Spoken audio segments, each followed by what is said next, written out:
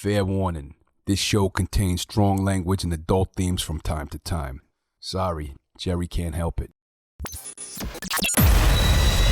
Sick Boy Wolfgang Productions presents The Offering with Jerry Horror. A deep dive into the history of film and its filmmakers. Mostly horror, always genre.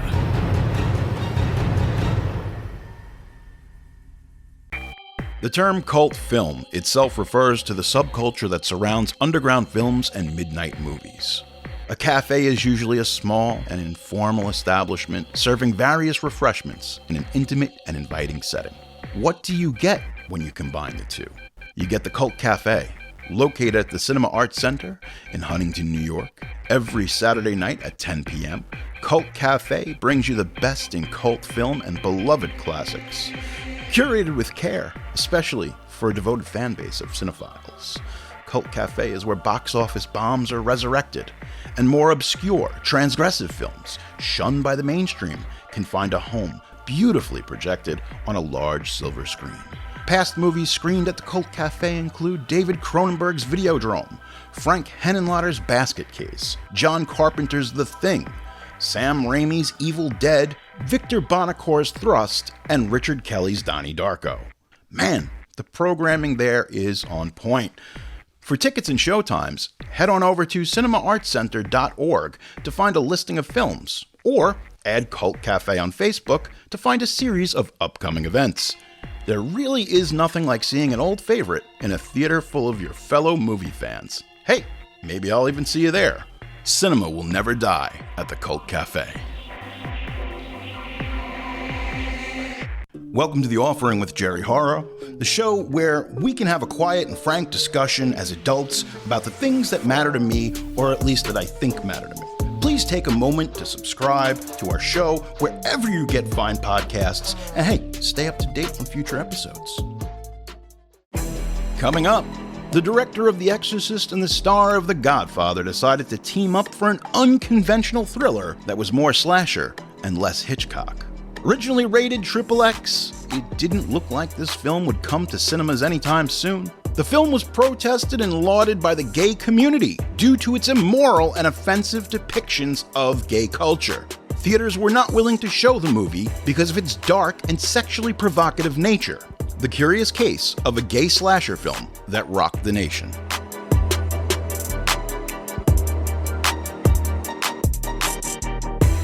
Ladies and gentlemen, friends beyond the binary, it's me, your host, Jerry Horror, and welcome to The Offering. This episode is dedicated to the memory of William Friedkin. Folks, how are you? How you doing? Are you having it right now? If you're listening and following this show in real time, the leaves are changing outside. Maybe you're having a pumpkin spice latte. I'm not one to judge. I like all that stuff. I enjoy it. I had Monster cereal this year so far, and I got the Monster Mash remix, and it basically kind of tasted like blueberry. So that was not terrible, but also disappointing. And as we reach our autumn years, like myself, we learn that some things can just be a great big disappointment. Been a strange year for movies. That's all I can say. I'll tell you that. Strange year. Who would have thought in the year of our Lord that we'd be watching Chucky on television and we'd be getting a Strangers trilogy? Previous episode. Sick plug. Producer Pete. Hey, we got a really good review. It's on Apple Podcasts. Please go to Apple Podcasts. Go anywhere. Go on YouTube. Just leave a good review. I'll read it. Even if it's crappy. I'll read it on air. So check this out. We encourage the good reviews, though. You know, I'm trying to build a name here. Give me a break. 5 stars. Loving this new season. Jerry's deep dives are second to none. I can't believe how much I learned from each episode. It's insane. Now all I do all day is bother my wife with all of these fun facts. Touche. This was written by Sidhu. So Sidhu, thank you so much for your awesome review. And I'm so happy that you get to annoy your wife with my nonsense. So, hopefully she stays with you. If not, you can't put this on me. I'm sorry. You know what I'm saying? Whatever you got going on, that's between you and her. Don't bring old Jerry into this. Or bring old Jerry into this. Stay tuned. It's been a crazy year for us with The Offering. This is season 3. And I got to tell you, man, I am feeling the love. You guys have been so supportive. This success of this season, it's all because of you. We couldn't do this without you guys. And I really appreciate all the kind words, all the DMs, the late night DMs. Jerry, you doing it, baby. You doing it. And I'm like, yeah. So, hey, keep it up. If you keep rocking, we're going to keep rocking. I think that's something that Mark Wahlberg said as, Dirk Diggler. Yeah, producer Pete, Dirk Diggler. All right, folks. Listen, everybody's been coming to the show. They love these stories about my life. They think they're funny. I think this is the funniest part of the show. So today should be no exception. If you like these stories, I'm writing a book. It's going to be really good, I promise. It's just about me growing up in the 90s and all the crazy shit that I used to get into with my friends. And I'm sure you can relate to that. And hopefully it can be a beautiful thing. So, hey, listen, when it's time to drop that book, I'm going to let you know. Things are going good. I am doing well, I can assure you. Started going back to the gym. Been about 6 weeks now. Feel strong. Really watching not just what I eat, but what I'm taking in as far as nutrients and macronutrients. I've crossed that threshold now where, it's still painful. And I'm, hella sore for the next 2 days after I do a body part or two. But regardless of that, I'm starting to get those good effects. I'm starting to feel more alive, more awakened, so to speak. Seriously, folks, for people who, if you suffer with anxiety, depression, any kind of mental health stuff that I suffer from, you should really get some exercise. It's made a marked improvement on my life in the last 2 months, and I would highly recommend it. Because look, you can't, as much as I love playing video games and watching the inordinate amount of movies that I do, you need to get physical activity.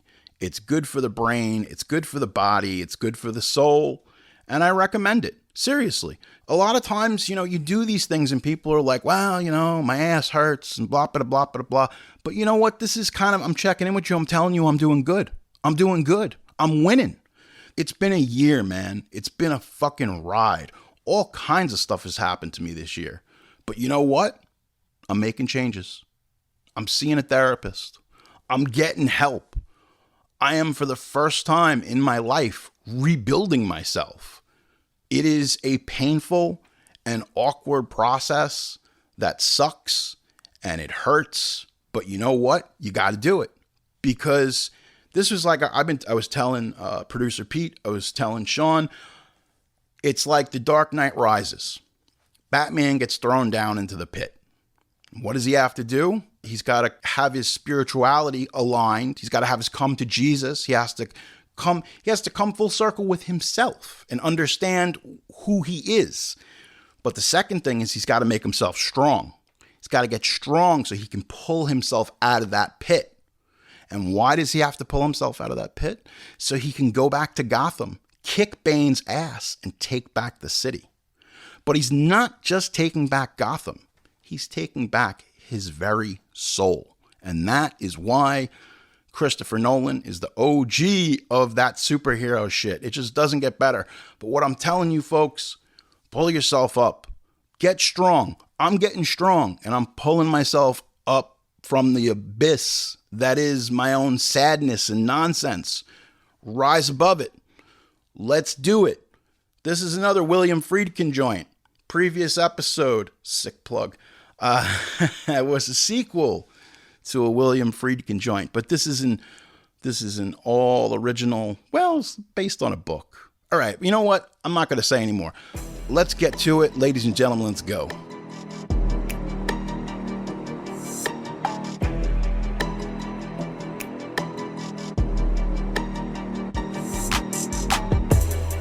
How do you broach this? Well, I was thinking about this. You got all these movies that were kind of slasher films. It's 79, 80, so it's right around that cycle. I think everything that follows Halloween in 78 takes a cue from it. All the serial killers, Golden State Killer, The Night Stalker, Zodiac, terrorizing entire cities and communities. It's crazy. So it was definitely in the consciousness that these killers were going to haunt our cinemas as well. There was no unequivocal doubt. There was something in the water. Now, I also wanted to breach this with William Friedkin. He just passed recently. He's a cinematic giant. He was a complete genius, perhaps even a psychopath. He was one of these people, he was a wild card. You never knew what this guy was going to say. You got him on an interview, and I will tell you this. No matter what I tell you here today, you need to go and listen or watch an interview with the man himself, William Friedkin. When you watch this man talk, okay, he did a lot of great interviews. You can go on YouTube right now. You can watch 100 hours of this guy, and you won't get tired of him. I like that he just didn't give a shit. That's really what I get from Friedkin. And that is the rock and roll, rebel, fuck you, anti-authority artists that were being carved out of the stone in the street, in the 1970s. They don't make them like that anymore, kids. They don't make them like that anymore. This is a tough episode for me because I have so much respect for Friedkin as a director. I really do think that he was a maverick, cinematic titan of industry. He brought so much joy to people with his films. I have to start it like this. What's the plot of Cruising? Psychopath is scouring New York City gay clubs. He's viciously slaying homosexuals. Detective Steve Burns, played by Al Pacino, is ordered to don leather attire, hang out at the city's S&M joints, and keep an eye out for the killer. But as Steve becomes immersed in club hopping, he begins to identify with the subculture, maybe more than he expected. Meanwhile, Steve behaves distantly around his girlfriend, Nancy, played by Karen Allen. The police force has this crazy amount of homophobia, and it becomes apparent to Pacino. Well, it also becomes apparent that the killer is still at large.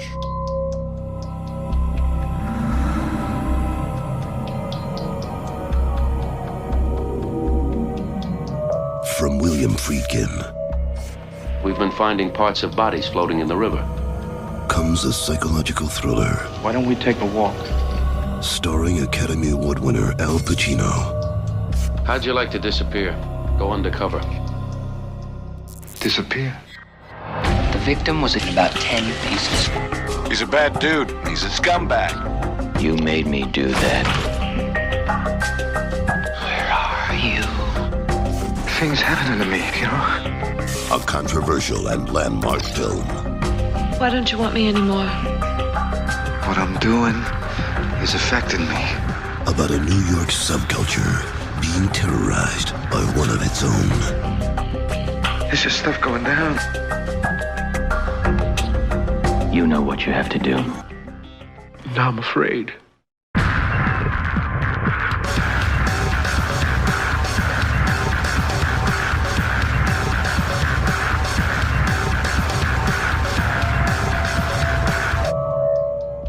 There's a lot about me you don't know. Chapter 1, The Bag Murders. Look, the LGBTQ community has always been under siege. They'd been victimized, bullied, but now they were being systematically hunted. The Bag Murders were a series of murders of 6 men from 1975 to 1977 in New York City. The nickname originated from the fact that each victim had been dismembered, their remains stuffed in a garbage can and thrown into the Hudson River. The identities of these victims, as well as their killer, have never been established. While examining the clothing left on the body parts, it was determined that all of them had been bought from leather stores in Greenwich Village on the Lower East Side. It was a popular gathering place for gay men during the era. Leather bars, secret bathhouses, and notorious public restrooms. New York City was a much different place in the 1970s. And whatever you came to this city looking for, the city of fear, you would find it. While investigating the murders, a resident of Greenwich Village named Paul Bateson was arrested in September 1977 for the murder of film reporter Addison Verrill. He had written for the New York Post. He was a noted film critic. Paul Bateson was thought to be the bag murderer. However, no charges against Bateson were brought into the murders due to lack of evidence, and he was convicted solely of Verrill's murder, receiving a 20 to life sentence. Now, soon after, a witness named Richard Ryan claimed that Bateson had told him shortly before Verrill's murder that he had also killed 3 other men. 29-year-old Ronald Cabot, 40-year-old Donald McNiven, and 53-year-old John Beardsley. Each of them had been violently and brutally stabbed to death at their apartments in Lower Manhattan in 1973. The courts could not prove the other murders or that Bateson had any kind of involvement with them, leading many to believe that a second killer was still out there haunting the streets of New York City in the late 70s. Meanwhile, this is where gay politics and culture is at. The gay community's civil rights are completely in danger at this point. It's a scary time for the community. California state legislator John Briggs introduced the referendum Proposition 6. If passed, it would bar gay and lesbian people from teaching in the public school system. And that's insane. That shit would not fly now. But hey, how much has really changed? Luckily, the LGBTQ community, spearheaded by the first openly gay man elected to public office, San Francisco Supervisor Harvey Milk. If you remember, played by Sean Penn in the film Milk, he helped defeat the referendum, which was a huge win for equality. It was a big deal. Harvey Milk had become the hero to a lot of gay Americans. And sadly, on November 27th, 1978, at age 48, Mayor George Moscone and San Francisco Supervisor Harvey Milk were shot and killed in San Francisco City Hall by former Supervisor Dan White. He had been a sergeant in the Army who had fought in Vietnam. He was a former police officer whom served on the San Francisco Board of Supervisors. Dan White was sentenced to 7 years for both murders. The strangely lenient sentence caused an absolute uproar. It led to the White Night riots. It was an uprising of thousands of citizens, causing hundreds of thousands of dollars in property damage. There were 100 injuries reported and even 2 deaths. White would serve 5 of 7 years of his prison sentence. On October 21st, 1985, less than 2 years after his release from prison, White killed himself by carbon monoxide poisoning in his garage. Now, throughout the 60s and 70s, the police often conducted raids at places where the LGBTQ community came together, created a big distrust amongst police officers and the gay community. They were often beaten and persecuted just because of who they were. Often, many times, these people were dragged out, beaten, then booked on charges of prostitution, bullshit Mickey Mouse charges in order to just get them locked up in the clink because they were gay. Suffice to say, the gay community was very distrusting of law enforcement, especially after everything that had transpired. Eventually, this led to uprisings against the police, most famously, the Stonewall Rebellion in 1969. Chapter 2, Friedkin's Inspiration. You know, I almost forgot to mention just whom convicted Paul Bateson was. Because this is where things start getting really weird. William Friedkin knew exactly who Paul was. He appeared as a radiological technologist in a scene from his film, the 1973 horror classic, The Exorcist. Friedkin went to visit Paul many times at the Rikers Island Correctional Facility in New York. There was, however, a conversation which suggested that either Bateson had committed the additional bag murders or merely that he was considering confessing to them for a lighter sentence. Bateson would end up doing 24 years in prison. He shortly lived in Freeport, Long Island in the late 90s, and in 2012, a man who fit Paul's description was found in Pennsylvania, and it was discovered at 83 years old, Paul had died of natural causes. Friedkin was enamored and disgusted. He was intrigued. It was haunting his dreams. Somehow, he thought that he had found his next movie. You could say it almost ended up in his lap. It was all incredibly serendipitous. Philip D'Antoni, I'm Italian and I can't say this name. Philip D'Antoni, who had produced Friedkin's 1971 film, The French Connection, he approached Friedkin with the idea of directing a film based on New York Times reporter Gerald Walker's 1970 novel Cruising, about a serial killer targeting New York City's gay community at large. It was all coming together, right there in front of Friedkin, the perfect storm. And the thing was, here's where I'm gonna fib. I have skimmed through the 1970 novel Cruising, and it's different because gay culture was evolving so quickly that what's presented in the novel is almost playful and romantic comedy-like compared to what happens with the leather bars and the S&M scene that we see in the final film. All of this was happening in an almost mysterious phantom-like manner. This film was being manifested even without Friedkin having prior knowledge of some of what was happening. His hand was being forced to make this film. And initially, Friedkin was not particularly interested in the project. In fact, he refused. He felt too close to it because of everything that had transpired between him and Bateson. D'Antoni tried to attach Steven Spielberg soon after. But, and you're not going to believe this, in 1980, Spielberg couldn't get a major studio to greenlight a film about gay serial killer. That was not going to happen. You want to make E.T.? Sure. You want to make, Poltergeist? Whatever you want to do, but just, you can't touch this. Studios, people who knew that Jerry Weintraub, producer, had bought this book, they knew what Cruising was, and nobody had any interest in it. Jerry Weintraub, he brings it back to Friedkin a second time. He says, I'm not interested. I don't want to do this. Basically, here we are. Friedkin knew a police officer named Randy Jurgensen who had gone into the same sort of deep cover that Pacino's Steve Burns did to investigate an earlier series of gay murders. All of these factors gave Friedkin the angle that he wanted to pursue in making the film.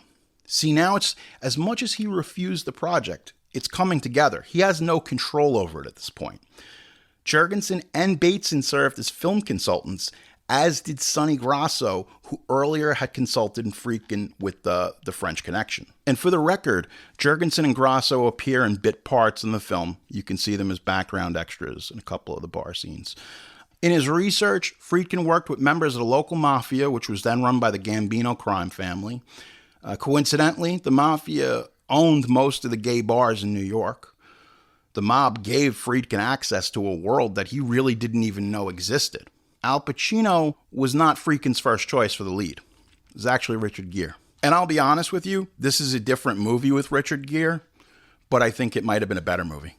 For some reason, I buy Richard Gere in that scene, and there's just a precocious nature to the way that he looks. I think it's a better fit, but I'm playing Monday morning quarterback here, so whatever. Gere had expressed interest, and a strong interest in the part. Friedkin had opened up negotiations with Gere's agent because they had the same agent.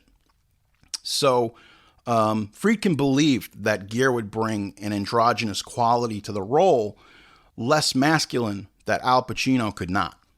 Now, the negotiations are happening. He's desperately trying to get Gere into the picture. People say to Richard Gere, don't do this. Don't do the gay movie. Don't do it, because if you do the movie, you're going to get pigeonholed.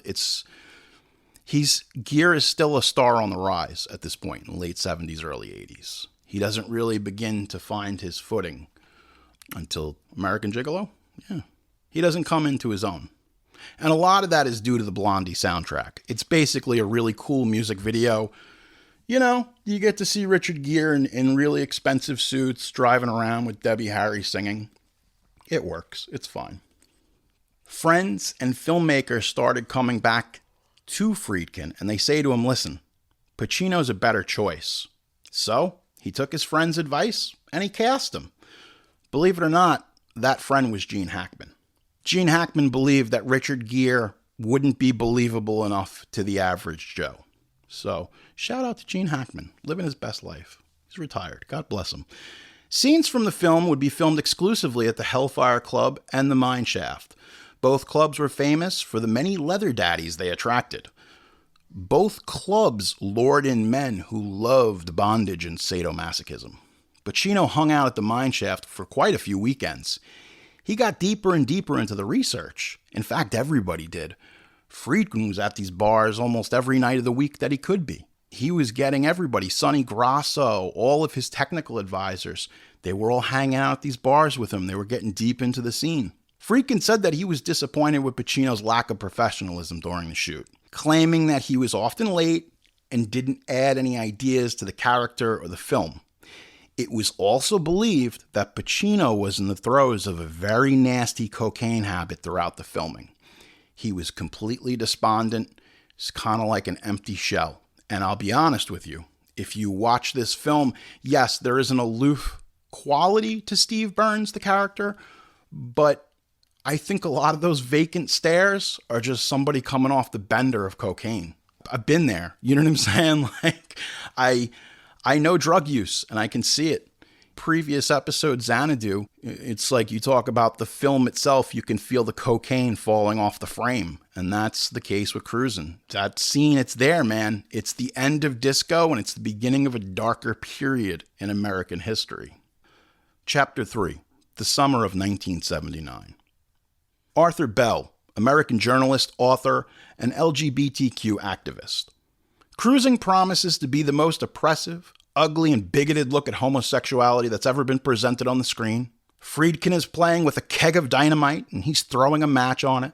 I have a suggestion for action, and I implore my readers, gay, straight, liberal, radical, atheist, communist, or whatever, to give Friedkin and his production crew a terrible time if you spot them in your neighborhood this summer. Throughout the summer of 1979, members of New York City's gay community protested against the production of the film. Protests started at the urging of journalist Arthur Bell, whose series of articles, especially the ones about the unsolved murders of gay men, had inspired the film. This was a full-on call to action to the gay community. Cruising would not be welcome in our neighborhoods. Gay people were urged to disrupt filming, and gay-owned businesses to bar the filmmakers from their premises. People attempted to interfere with the shooting, day-to-day shooting. They were pointing mirrors from rooftops to ruin lighting for the scenes, blasting whistles and air horns near locations, playing loud music. Most of the movie is ADR'd because of all these protests. It's so loud. People are doing whatever they can. They're even going to the local businesses and they're saying, hey, look, you know, whatever you're selling, maybe you're selling sandwiches or you're selling ice, don't give them anything. To say that, listen, everything that I've read about this was basically the city of New York, the gay community, tens of thousands of gay men against the production of this movie. Now, usually when you work on a movie in New York, late 70s, you got like 3 cops on the set. They had to have 300 cops to disperse. There were many times where they were shooting. He was doing a scene in one of the clubs in the Lower East Side, and they were doing a scene with Pacino. Pacino got stuff thrown at him. He got fucking eggs. He got all kinds of stuff thrown at him. But they protested the movie. One night, when they were doing one of the scenes in the mine shaft, they almost had a riot. And they had 300 cops. And they had cops and motorcycles and horses. If any of those gay men knew what was coming, there was a dark specter that was hanging over the city, and they just didn't know yet. Most of the dialogue in this film is completely re-recorded. That's all there is to it. So when you see it, very rarely was any of it recorded on the day. I just want to, for everybody at home keeping score. 1,000 protesters marched through the East Village, denouncing the production of the film. They demanded that the city not allow it to be shot, that their permits be revoked.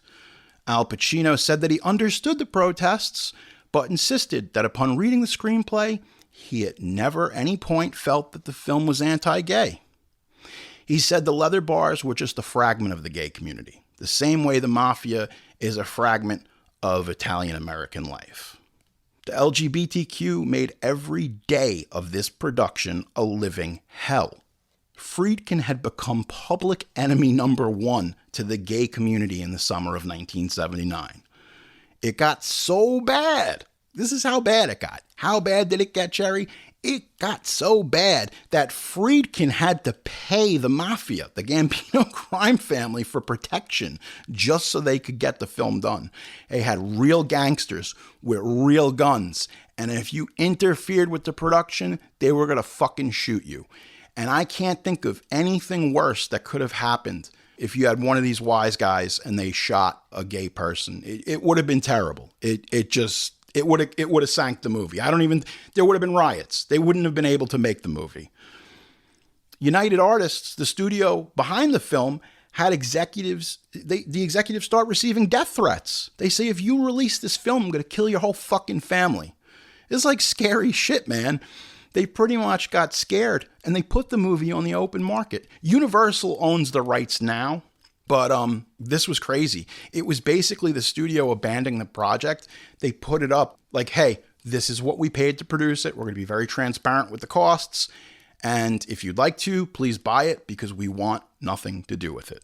General Cinema Corporation won a blind bid to distribute the film. With a blind bid, you're buying it based on what you know. Like, okay, well, Friedkin's directing, Pacino's the star. He's a bankable star, Godfather. Okay, this looks good. They didn't see the movie, but they bought it. And then upon watching the movie, the executives were so offended by the film, they were calling it pornography. They felt the film should be X-rated, and they refused. They said, listen, we own a bunch of cinemas, and we're not gonna play Cruising in our movie theaters. It's just not happening. To secure an R rating for Cruising, William Friedkin told Alex Simon for Venice magazine in 2007 that he had to send the film back to the ratings board of the Motion Picture Association of America 50 times.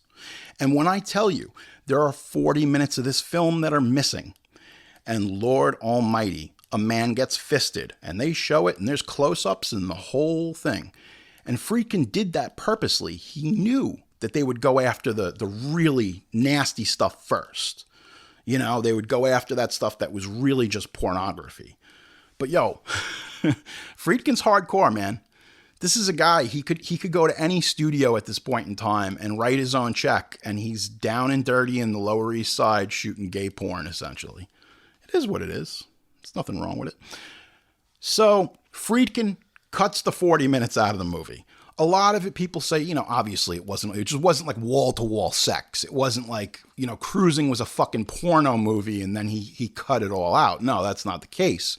A lot of it, Friedkin would basically take the actors, and I gotta say, James Remar is in this. Young James Remar, he's so hunky in this movie. Who would have known? He's got the long hair, greasy, he's kind of thin, Just remember, James Remar didn't get into Aliens because he got busted for heroin in the UK. It's a crazy little story. Joe Spinell is in this movie.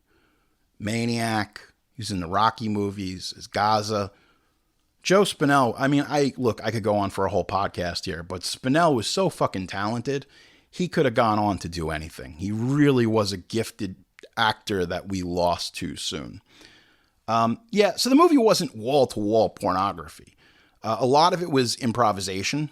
Friedkin liked to take his actors and put them in situations and then kind of pull the rug out from under them. That was part of what he did. He wanted to get honesty. He wanted to get a real natural reaction. And I think that's why Pacino looks so aloof. It's not just the cocaine residue. It's the fact that he's being put in situations that he's not prepared for. So that's what he would do. Now, the footage, the 40 minutes that was cut out, it's lost, but it became the inspiration for Interior Leather Bar, a 2013 film in which directors James Franco and Travis Matthews try to recreate the process of filming Cruising within the New York leather bar scene. It's kind of terrible. Don't waste your time.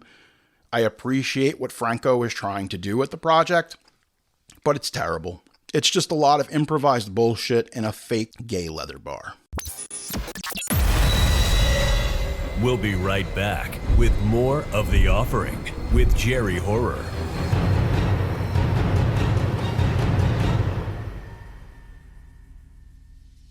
You've seen these guys at all the horror shows and Comic Cons. Now you can get your very own inked up merch, the finest in embroidered horror and sci-fi themed merchandise. From Lost Boys to Street Trash, from Chopping Mall to Cobra Kai, Inked Up has the best in embroidered beanies, baseball caps, and patches. Now they've even got their own Jaws-inspired Amity Island board shorts. You gotta take a look, these things are cool. Visit their Etsy store at etsy.com/shop/inkedupmerch. Are you looking to get your own printed or embroidered merch? Inked Up has been in business for over 10 years. Whether you're looking for merch for your band, or you need crew logo shirts and hats for your first film production, you need some sick-looking perks for your Kickstarter project, Inked Up can accommodate your needs with their custom silkscreen printing and embroidery services. Visit inkedupmerch.com and tell them Jerry sent you. Insomnomaniacs, join the chat monsters and fellow miscreants of the midnight hour for the Ghouligans YouTube live stream for a wild night flight of retro commercials, vintage trailers, indie short films, horror comedy, weird music videos, and featuring the occasional Matt Roran appearances. Horror hosted by your favorite funny monsters, the Ghouligans, as they stream a live online visual arts magazine and variety television show of the likes rarely ever seen, while also hosting live chat-along viewings of such other horror classic films like Carnival of Souls, House on Haunted Hill, The Brain That Wouldn't Die, The Werewolf of Washington, and one of my favorites, Manos, The Hands of Fate. This is late night television the way you remembered. Subscribe to the Ghouligans YouTube channel and make sure to click on that notification bell so that you won't miss the next Ghouligans YouTube live stream. Listeners and fans of The Offering can get their hands on their very own The Offering with Jerry Horror merch, now only at TeePublic. Find your own fresh The Offering with Jerry Horror high-quality merchandise, including t-shirts, hoodies, tank tops, long sleeves, stickers, and mugs. Just like the show, we've got gear that's mostly horror, always genre. The Offering with Jerry Horror TeePublic store has everything you need to represent your favorite podcast. Folks, head on over to teepublic.com right now and pick up your very own Offering tee today. You're listening to The Offering with Jerry Horror. Got a question or a story you want to share with me? It might be featured in a future episode. Email me at jerryhorror@gmail.com or hit me up on Twitter at jerryhorror. I'm also on Instagram. You can find me there at jerryhorror. Rate and review this show on Apple Podcast, and you might find your review in an upcoming episode. And if you haven't already, be sure to subscribe to The Offering. Now back to the show. Chapter 4, The Release. A press release from United Artists. Cruising is a picture we sincerely wish we did not have to show. Variety, 1979. However, due to contractual obligations, they did have to show it. So, can you imagine? This would never happen. I'm telling you, this would never happen in the year of our Lord 2023, where a movie studio would say, we don't even want you to see it. Now, either it's brilliant marketing or it's the biggest slap in the face that Friedkin could have ever imagined. Same goes for Pacino, because he's carrying the picture. They tried to have a New York premiere for this movie, but they had to do it quietly. So they're having this low-key premiere over in Manhattan. Next thing you know, word gets out that they're premiering the film, and protesters show up to the premiere, and they had to shut the whole thing down. They were just worried about security. There were executives there were stars, and people were really not going to go see the premiere because it was one of these things where a lot of the gay community they were protesting the film. By association, if you were watching Cruising, you were anti-gay. Cruising was released February 15th of 1980. It's a Valentine's Day movie. In the United States, it had a box office take of $19.8 million. It made money in New York and San Francisco. Those who had protested the film were actually kind of curious to see it because, after a while, if everybody's making a stink about something, hey, you gotta lift the rock up and let's see what's under the rock.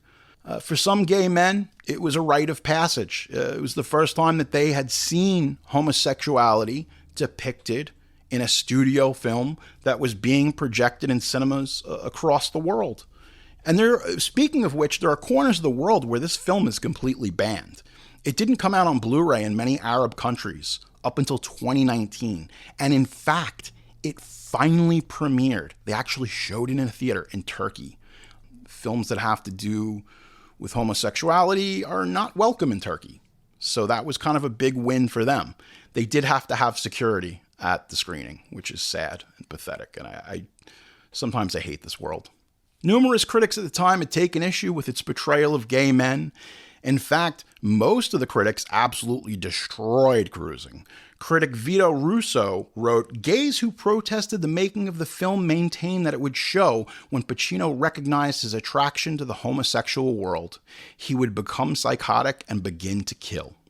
The second major criticism of the film upon its release came from gay activists who felt that the film had a homophobic political message and that it portrayed gay men as being attracted to violence, which could turn to justify homophobic hate crimes. My man, Roger Ebert, wrote, "The validity of these arguments is questionable at best." And here's a really quick excerpt. He wrote a long review. Here it is. "Here's a movie that's well visualized, that does a riveting job of exploring an authentic subculture, that has a fairly high level of genuine suspense from beginning to end. Then that seems to make a conscious decision to declare itself on its central subject. What does Friedkin finally think his movie is about? 2.5 stars out of 5. And that's always been a problem with this movie. A lot of things are unanswered in this film. There's a very ambiguous quality to it. Even in the last moments of the film, where Al Pacino is looking at himself in the mirror, being changed from his experience in the gay community, and then Karen Allen puts on his shirt and his hat.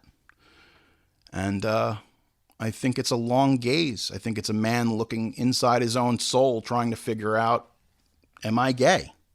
He's questioning his sexuality. And this was something that we did not see on big screens in 1980. It was a big deal. In fact, when they were filming the final shot of the movie, Friedkin refused to give Al Pacino any kind of direction. He just yelled action. And this was actually their last day of shooting, and this really upset Pacino. It put a big rift between them. He hadn't been given any direction. Friedkin said, just go. Pacino would try to say, hey, what? Nope, just go. And that put a big rift, and it was never repaired after that. They would see each other. Friedkin says he thinks that Pacino was kind of a prick and could have done more with the movie.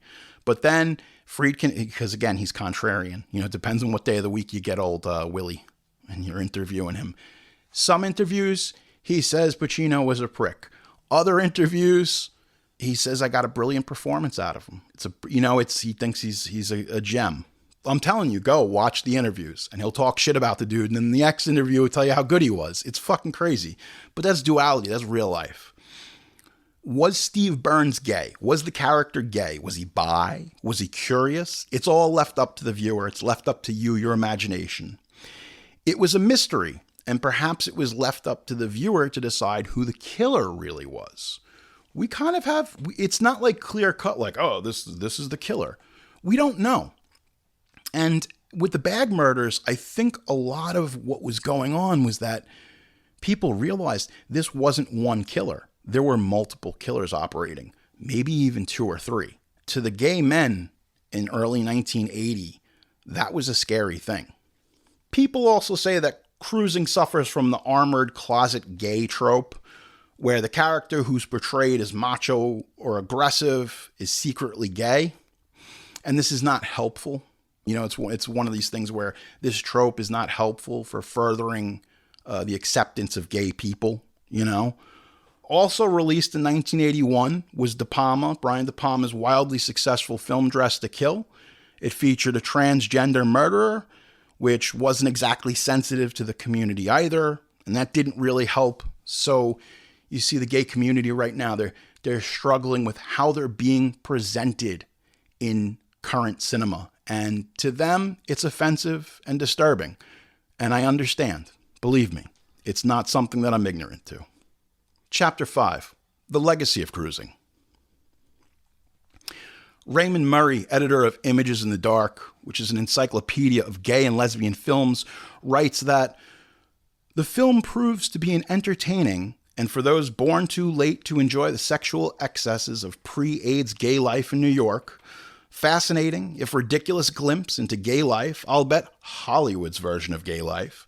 He goes on to say, the film is now a part of queer history and a testament to just how frightened Hollywood treated a disenfranchised minority. In retrospect, Friedkin has said Cruising came out around a time that gay liberation had made enormous strides among the general public. It also came out around the same time that AIDS was given a name. I simply used the background of S&M World to do a murder mystery.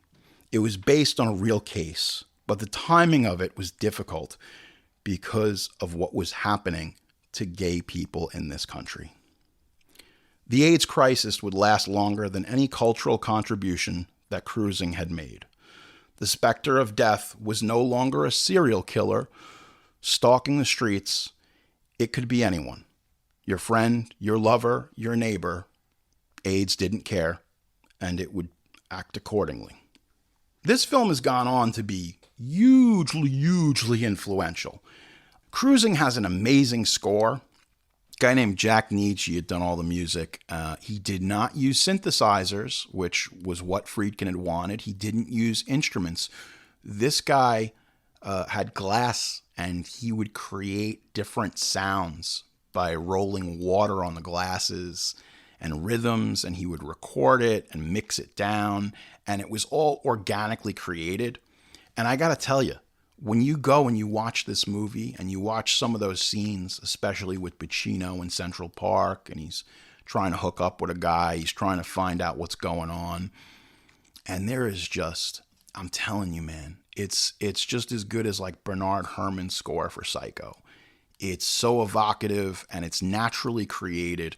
So I gotta say, the score, it's experimental. It's experimental art. It's not a traditional movie score, but it works, and it's very effective, especially in a lot of those sequences. Several film directors have cited this movie as among their favorite films. Quentin Tarantino says that when he was doing a play on Broadway in 1995, he had a screening for gay members of the theater community, and it blew their minds. They loved it. A lot of people had never seen it because of the bad word of mouth, but once I exposed a lot of my friends to it, it became one of their favorite movies. Danish film director Nicholas Winding Refn calls the film a masterpiece and among one of Friedkin's best. The Safdie brothers have also named the film as a major influence on their work. The 11th season of American Horror Story pays homage very clearly to Cruising.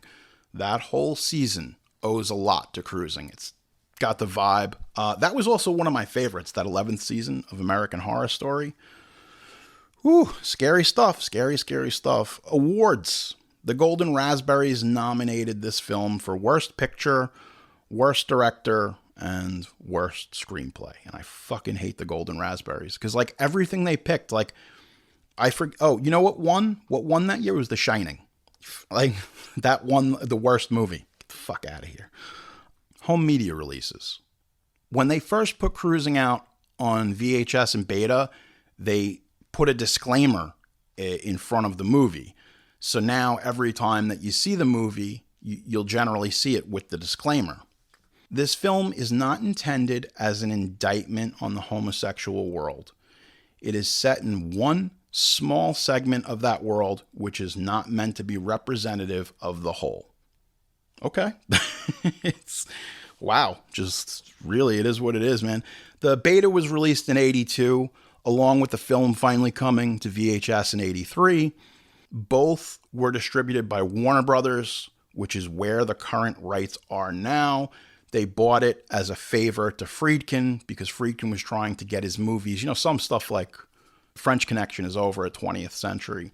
Yeah, it's nice to have the library together. A deluxe collector's edition DVD was released in 2007 and 2008 by Warner Brothers. The DVD includes a very interesting documentary that I recommend. You could probably find it on YouTube. It's called Exercising Cruising. It'll give you the lowdown on just about everything I've told you. A special edition Blu-ray with a restored print of the film was released by Arrow on August 20th, 2019. It has similar bonus features. It looks beautiful. It's the best the movie's looked. As of March 2023, the film holds a 51% rotten score from critics and a 48% rotten score from audiences. It also holds a 5.1 out of 10 on Metacritic. But does any of that really matter? I mean, over the years, it's been said that many hate crimes committed against gay men were inspired by Cruising. I beg to disagree. I think Cruising brought an ugly truth to cinemas and put it under a microscope. Gay men have always been preyed upon and victimized by a public that didn't want to accept them or understand them. And in some strange, weird way, like a stew or an ambrosia or a jambalaya, Cruising comes together and it means different things to different people. And your mileage may vary depending on where you were at the time. In closing, in 1980, a survey of over 100,000 people was conducted. 46% of the population believe that gays should be penalized and criminally held responsible for their sexuality.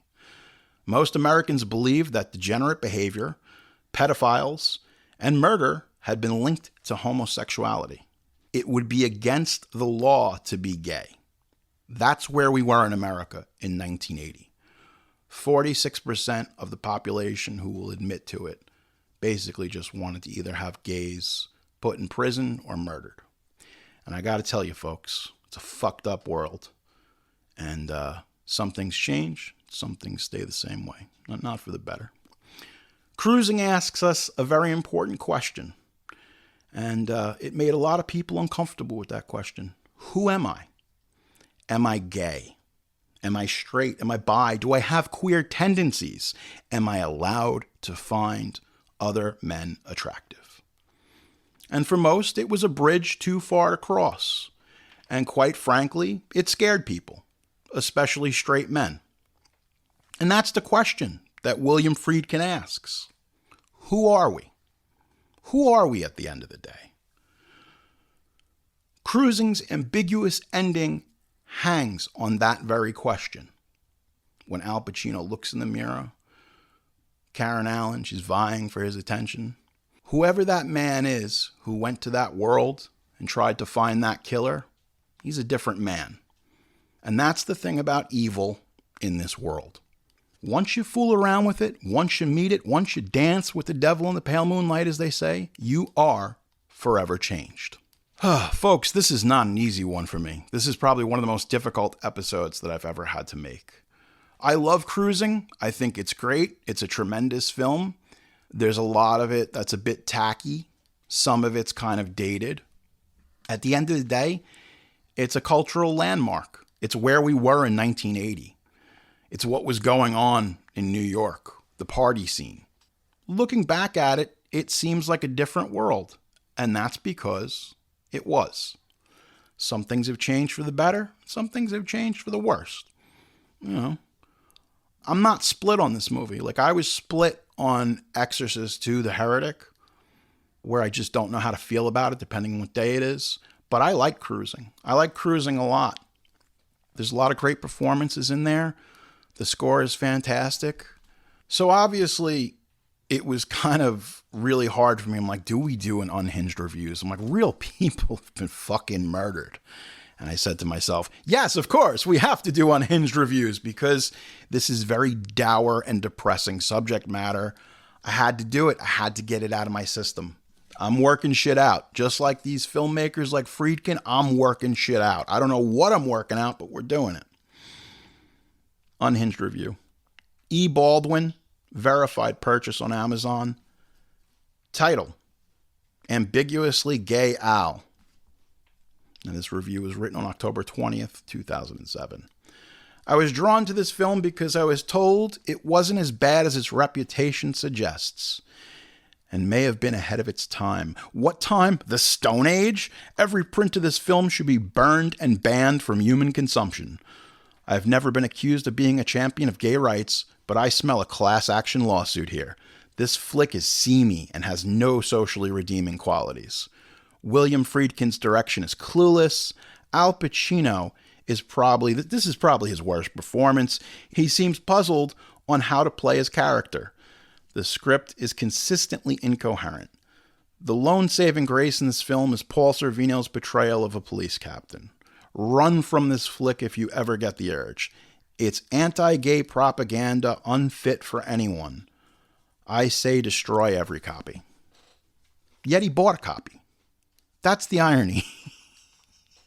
This is a real review. He didn't give it any stars, just so you know. He was very upset. Here's another one. This was from the Arrow Video website. Antonio, title, not great. Review, just wasn't Pacino's best. Why would you even take the time or energy to put that on a fucking boutique Blu-ray dealer's website? Another one, Brian A. Title, 1 star. Now this is written in all caps. Terrible movie. I didn't say it was full of gay porn. Okay. Homophobic much? I don't know. Listen, Brian, you got some shit to work out. This was another one. This was from Amazon. Jake H. Title, advertising in the film. Review, all caps. Too much advertising. Jack, I couldn't agree more. There is just too much commercialism in film these days. I remember when I was a kid and I watched Superman 2, Channel 7 with Grandma back in the day. And I saw Superman blow up a Marlboro sign with his laser eyes. His X-ray vision. It's not his X-ray vision. There was like laser blasts coming out of his eyes. Yeah, I don't know. It's like weird. Like I've never been to this planet before, much like Clark Kent. Yeah, I remember that. It's burned into my mind, that Marlboro sign when he blew it up. So obviously the advertising worked. There's a lot of fucking weird people out there just writing reviews. Why do you even waste your energy? You know, it's like this weekend I got to see Exorcist Believer. And it was okay. I enjoyed it. Kept my attention. People were saying, oh, this is the worst movie I've ever seen. I'm like, hold my fucking beer. I'll show you some bad movies. You want bad movies? We've made bad movies. Get the fuck out of here. It is what it is. It's a matter of personal opinion. I think at the end of the day, when this film was being made and when it was released, people were fighting it. The people, that were fighting it, they had their reasons, and I get it. But looking back on it, hindsight being 2020, Cruising is just a whodunit. It's just a whodunit. It's a cop drama in a different setting. That's it. At the end of the day, that's really what it is. They wanted to shoot this movie in black and white because they felt that it would help define what Pacino was feeling and seeing. Maybe that his world wasn't black and white, but was gray. And I think that concept scared a lot of people, especially in 1980. You know what? They'll probably remake this, right? No? Maybe? It's possible. Maybe they'll make a movie about the making of Cruising, because that would be a good movie. Kind of do it like Spike Lee's Summer of Sam.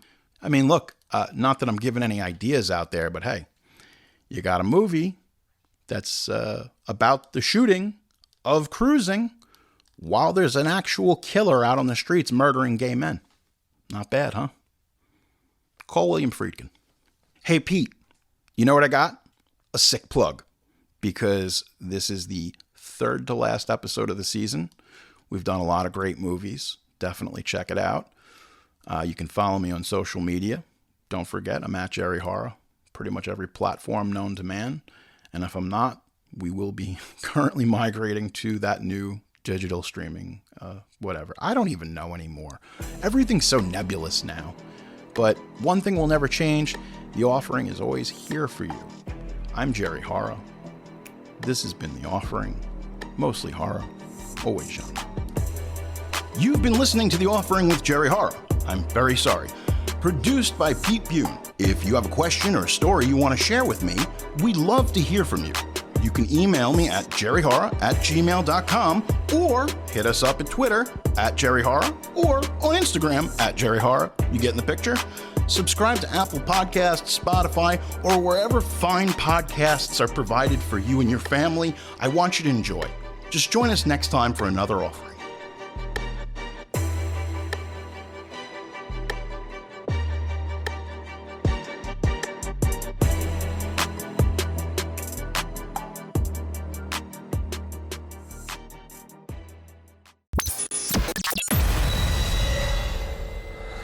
This has been a Sick Boy Wolfgang production. Thank you for listening.